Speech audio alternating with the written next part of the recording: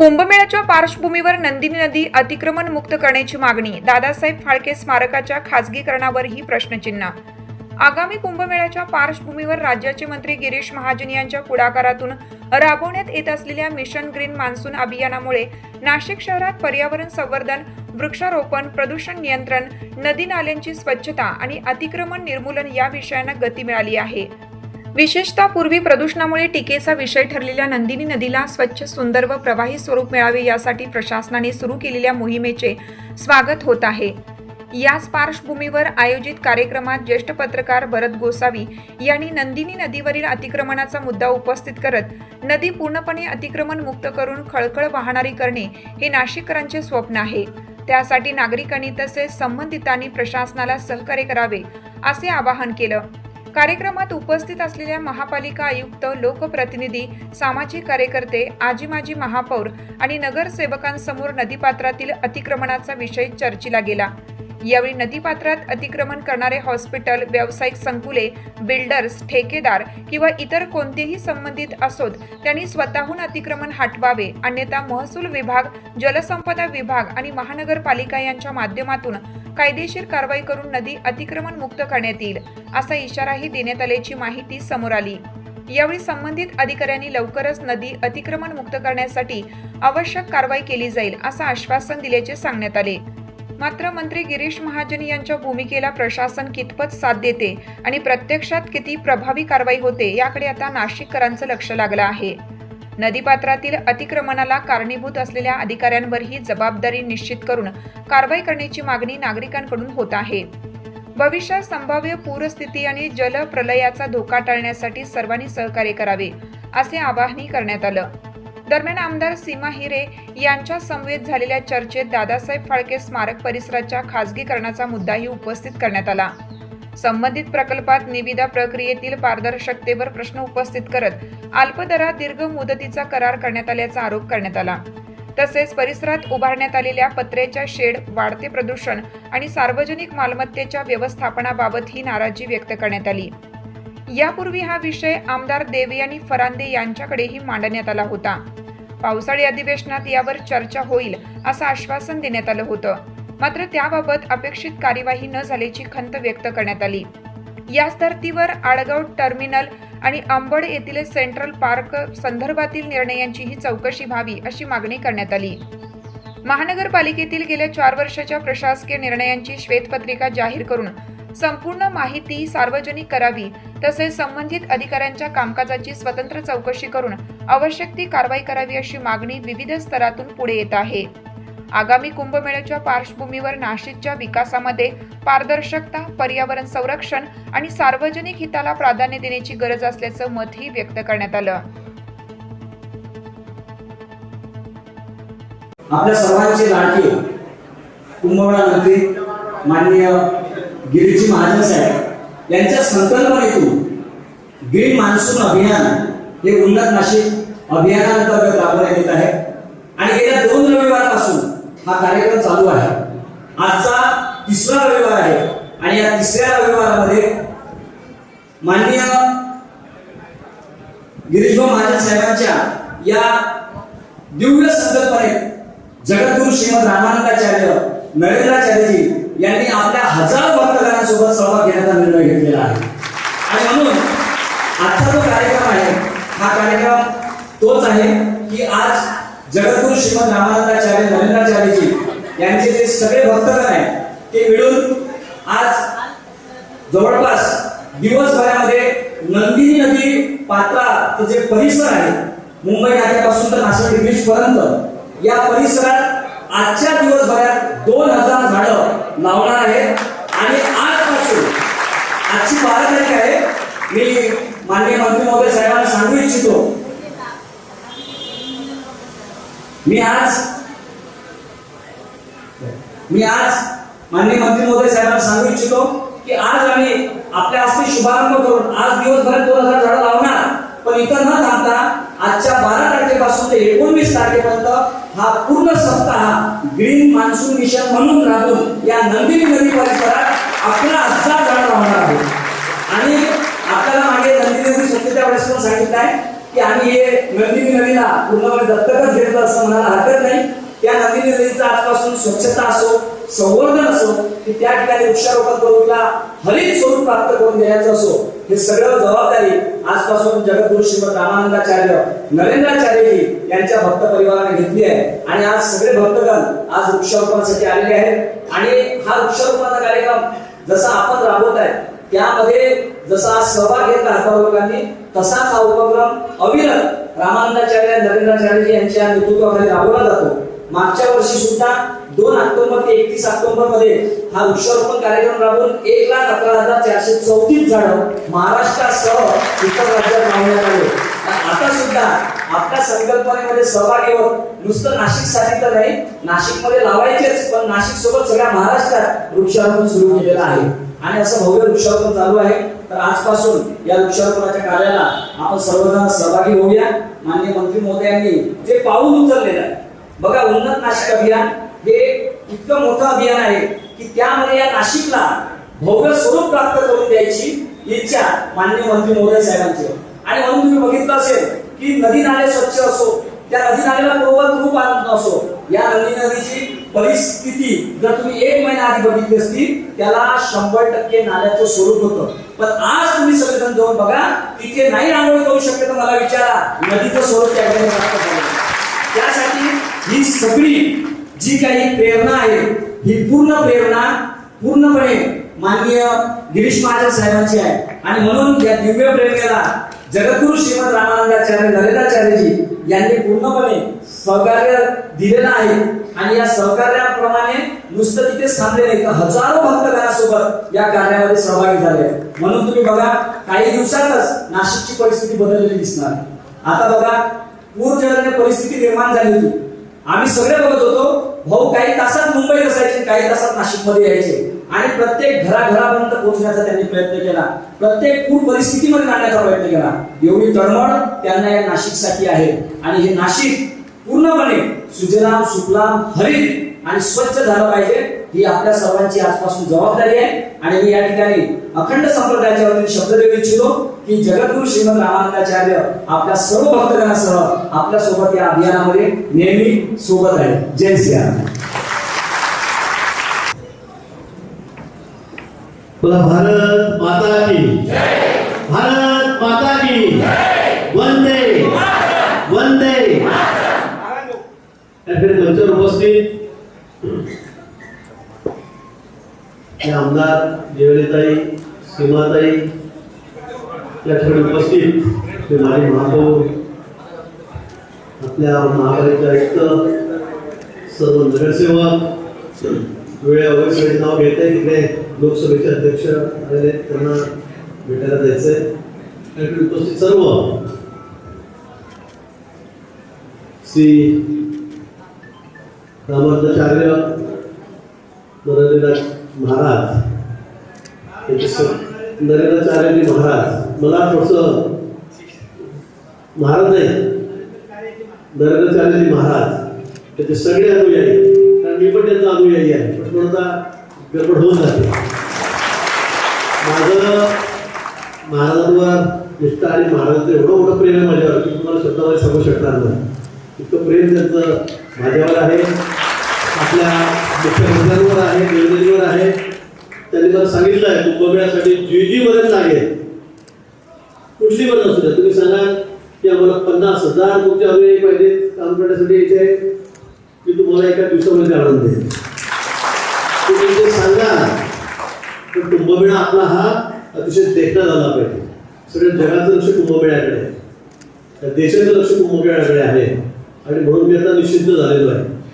आपण आपल्याला माहिती आहे जागतिक पर्यावरण दिन होता आणि त्या पर्यावरण दिनाच्या निमित्ताने आपण ही सगळे नासरणी, म्हणजे नंदुरीचं नाव नासरणी झालं तर का सगळी नाचलेली होती. इतकी दुर्गंधी, इतकी घाण तुम्ही शब्दामध्ये सांगू शकणार नाही. मी पाहिलं स्वतः दिवस मी इथे होतो काम करत, पण मला कल्पना नव्हती की एखादी ज्या नदीचा नावलौकिक एवढा मोठा आहे, नाशिक सारख्या धार्मिक क्षेत्रावर तिचं नाव वेगळ्या अर्थाने घेतलं जातं. गोदावरी असेल, नंदिनी नदी असेल, पण ज्यावेळेला आम्ही या नदीकडे उतरतो बघितलं तर तिथे थांबत सुद्धा नव्हतं. तर जवळपास 15,000 नाशिककर या नदीला एक मूर्त स्वरूप देण्यासाठी, स्वच्छतेसाठी नदी पात्राला दिलं होतं, आजूबाजूला पात्रांतर दिलं होतं. पण याच्यामध्ये मला सांगायला अतिशय आनंद वाटतो, गर्व वाटतो की नरेंद्राचार्यजी महाराज यांचे आपण अनुयायी जवळपास 6-7 हजाराच्या संख्येमध्ये त्या ठिकाणी आलेला होता. या ठिकाणी बैठक झाली होती, या ठिकाणी बैठक झाली, इकडं पण कामाला निघालो आणि सकाळपासून तर संध्याकाळी 6 वाजेपर्यंत अविरत. म्हणजे मला वाटलं की कसं आमचं राजकीय पक्ष कसं असतं, आम्ही पण काम घेतो, आम्ही झाडं लावतो, आम्ही स्वच्छता मोहीम घेतो, दिवसभराचं आम्ही डिक्लेअर करतो. पण एकदा कामावर गेलो, आमचे फोटो निघाले, तिथे श्रीराम बरोबर आहे का? पण मी आपल्यामध्ये बघितलं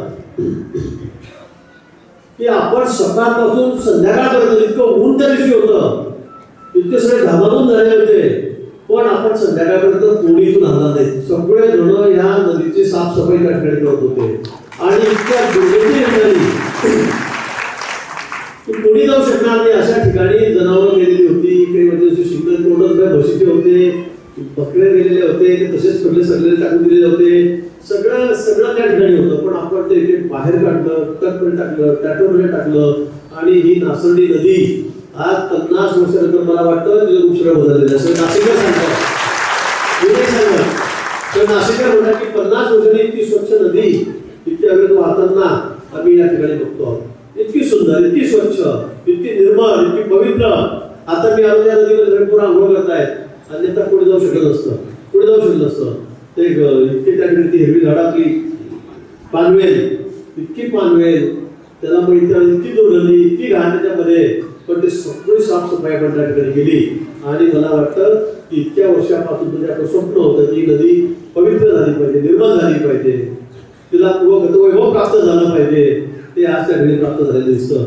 आणि तेवढ्याला आपण थांबले नाही, तर आपण आता पुन्हा ही नदी दत्तकच घेतलेली.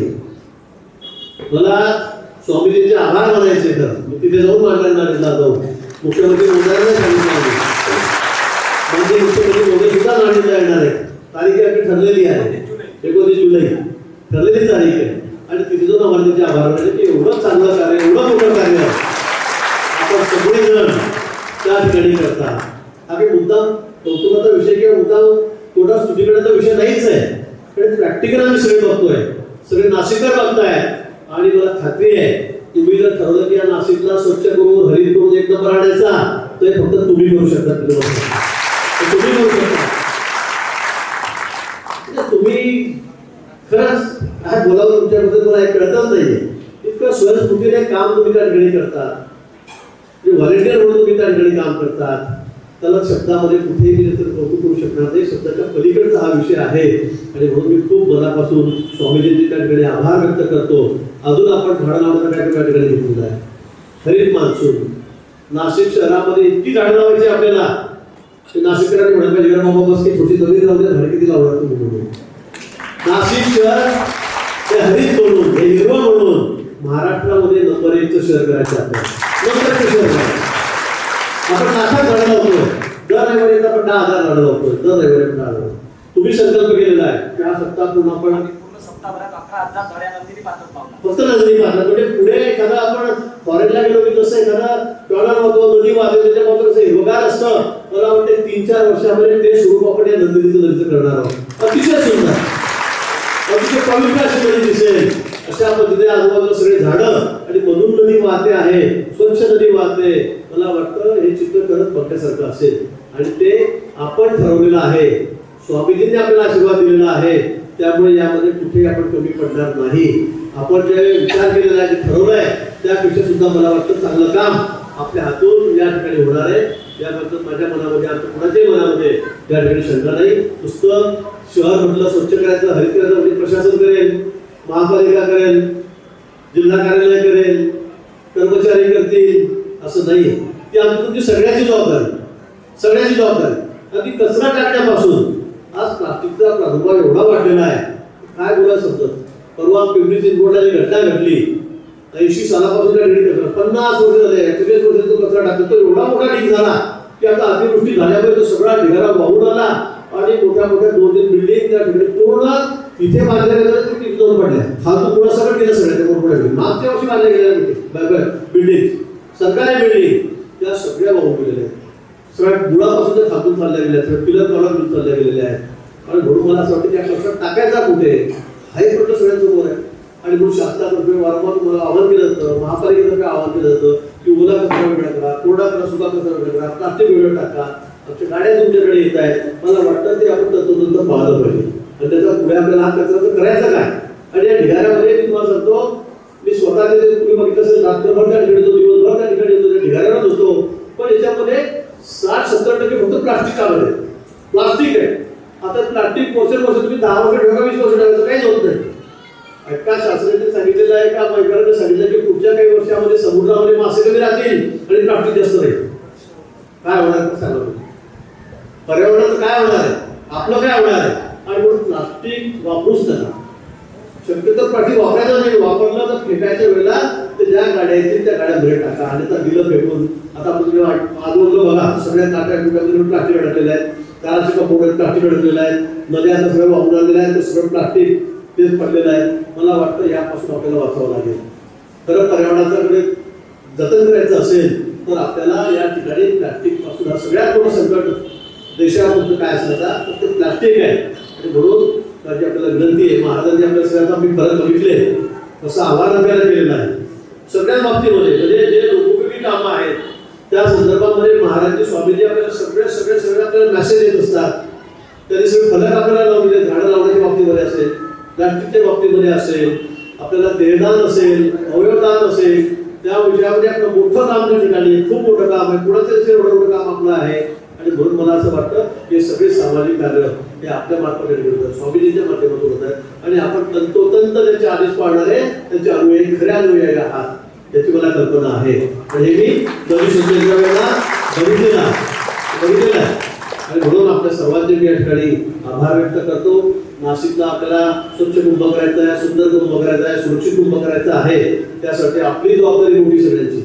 मला स्वामीजींनी सांगितलं की तुम्ही म्हणाल तेवढे कार्यकर्ते आम्ही देऊ, तुम्ही म्हणाल तेवढे, तुम्ही 10,000 सांगा, 20,000 सांगा, 50,000 सांगा, 1,00,000 सांगा, तुम्हाला मार्फत 1,00,000 आणि त्यामुळे आम्ही आपल्याला सुट्टीचा श्वास सोडला की इतक्या व्हॉलेंटियर झाल्यावर मग आपल्याला काय बघायचं आहे. आणि मला माहिती आहे नुसते व्हॉलेंटियर नुसते बसून ना एकदा डुबकी मारली की डुबकी बसून राहणारे नाही, तुम्ही अगदी अगदीच काम करणार, रात्र दिवस तुम्ही काम करणार आहात याची मला कल्पना आहे. आणि म्हणून आम्ही त्या ठिकाणी निश्चित झालेलो आहोत. आज आपले शेखरजी गायकवाड त्यांचा आपण या ठिकाणी सत्कार केला. त्यांना सुद्धा आता वनश्री पुरस्कार राज्य सरकारच्या माध्यमातून राज्य सरकारतर्फे आज या ठिकाणी मिळालेला आहे. खरं अशी काही मंडळी या ठिकाणी आहेत, कुठे कुठे गेले आपण आहात, तिकडे माऊली आहेत, माझे सगळे आहेत, कुठे कुठे गेले सगळे इकडे आहेत. यांना तर पंतप्रधानांनी यांना नावाजले मन की बात मधून यांना आपण कशी कामं करतात. अगदी ध्येयवेळे लोक आहेत की मला नदीमध्ये स्वच्छता करायची, रात्रदिवस तेच काम करतात. मला झाडं लावायचे आहेत, गायकवाड आहेत, रात्रदिवस झाडं लावत आहेत, माऊली आहेत, रात्रदिवस झाडं लावत आहेत. अगदी सगळं ताण विसरून कामं सोडून हे रात्रदिवस फक्त झाडं लावण्याचं काम करतायत. आपण 1 दिवस लावू, 2 दिवस लावू, 4 दिवस लावू, आपण विसरून जाऊ, पण हे 1 मिनिट सुद्धा गमवत नाही. रात्रदिवस झाडं लावून त्यांनी वृक्ष या लोकांनी केलेले आहेत. म्हणून राज्य सरकारतर्फे, पंतप्रधान मोदीजींतर्फे त्याचा सत्कार या ठिकाणी केला जातोय. त्यांचे आपण सगळ्यांना टाळ्या वाजून एवढी नाही पण थोडीतरी प्रेरणा घेऊन आपण रोज नाही करणार, आम्ही वृक्षारोपण करत जाऊ, झाडं लावून जाऊ, ओपन स्पेस जिथे असतील त्या ठिकाणी झाडं लावू. आपण त्या ठिकाणी त्या बाबतीमध्ये महापालिकेतर्फे तुम्हाला काय ॲप दिलेलं आहे, त्या ॲपच्या माध्यमातून नोंदणी करायची. तुम्हाला झाडांना मी घरपोच तुम्हाला झाडं देतो, झाडं मी तुम्हाला घरपोच देतो, ते लावायचं, ते जगवायचं, त्याचं संवर्धन करायचं, ते मोठं कसं होईल त्याकडे लक्ष द्यायचं. ते काम सुद्धा आपल्याला या ठिकाणी करायचं आहे की जेणेकरून नाशिक शहर स्वच्छ, सुंदर, हरित हे होणार आहे. आणि आता आपण बघतोय नाशिक शहरामध्ये जवळपास 35,000 कोटी रुपयाचे कामं सुरू आहेत. 35,000 मागच्या कुंभामध्ये 3,500 कोटी दिले होते. आता या वेळेला मान्य देवेंद्रजी आहेत, मान्य पंतप्रधान आहेत, अमित भाई त्यांनी सांगितलं की हा कुंभ सगळ्यात सुंदर झाला पाहिजे देशामध्ये, जगात त्याचं कौतुक झालं पाहिजे. म्हणून 35,000 कोटी रुपये आपल्याला दिले. सगळ्या दूर कामं सुरू आहेत. थोडा त्रास आपल्याला होतो याची मला कल्पना आहे, पण 3 महिन्यांनी 4 महिन्यांनी ते नाशिक शहर सगळं बदललेलं आपल्याला दिसेल. नवीन घाट करतोय, पाणी स्वच्छ केलं पाहिजे गोदावरीमध्ये, म्हणून आपण त्या ठिकाणी एसटीपी प्लॅन लावून 2200 कोटी पाहिजे, 2200 कोटी रुपये त्याचं काम मेंटेन झालं. सगळं घाण पडेल एका बाजूला पडेल, त्या मशीनमधून ते पुन्हा शुद्ध होऊन बाहेर पडेल. त्या ठिकाणी नदीचे घाट सुरू आहेत, एसटीपी प्लॅन चाललेले आहेत, सगळे रस्ते आपण आता कॉन्क्रिटीकरण करतोय. आता डांबरी रस्ते नाही, वारंवार दरवर्षी खड्डे होत आहेत, सगळे शिव्या घालतायत, तसं नाही. आता इथं असं झाले की तुम्हाला 30-40 वर्षे खड्डा सुद्धा वेगळे पडणार नाही. अतिशय सुंदर असे रस्ते आपण नाशिक शहरामध्ये करतोय, आता सुंदरीकरण करतो आहे, आपण चांगली झाडं लावतो आहोत, आपण अनेक काम आहेत. म्हणजे मी तुम्हाला पता म्हणतो, बाहेर ring road, outer ring road, त्यामुळे नाशिकचं चेहरा चित्र बदलणार आहे, औद्योगिकीकरणाला चालना मिळणार आहे, व्यापाराला चालना मिळणार आहे. म्हणून मला असं वाटतं की या नाशिक शहर या येत्या वर्षभरामध्ये कुंभमेळ्याच्या आधी ते संपूर्ण बदलणार, संपूर्ण. आणि म्हणून त्यासाठी थोडा त्रास आपल्याला आता होतोय हे जरी मान्य असलं तरी येणारा पुढचा सगळा काळ अधिक 40-50 वर्ष आपल्यासाठी अतिशय सुखद राहणार आहे. आणि म्हणून आपण सर्वांनी या कुंभमेळ्यासाठी सहकार्य करावं. ते आपण करणार आहातच, कारण स्वामींचे आशीर्वाद आपल्याला या ठिकाणी आहेत. म्हणून आपण पुन्हा सांगेल की एवढं कुठली चिंता त्या ठिकाणी नाही. आज आपण या ठिकाणी तसे चांगला उपक्रम हाती घेतलेला आहे. आता आपण वृक्षही लावणार आहात, दर रविवारी साफसफाई करणार आहात. म्हणजे नुसतं आमचं थोड्या वेळापुरतं नाहीये, झालं नाव झालं, भाऊनी नाव घेतलं, पेपर छापून आले, टीव्हीत आलं म्हणजे झालं असं नाही. तर कायम स्वरूपी अविरत आपण ही नंदिनी नदी, बरोबर आहे, तिला स्वच्छ ठेवण्याचं काम, तिला हिरवं करण्याचं काम आपण सगळ्यांना करणार आहात ना? नक्की. महिलांकडून आवाज येतो, आवाज येतो पुरुषांकडून, करणार आहात की नाही? ठीक आहे. स्वराज्य पुन्हा मी मनापासून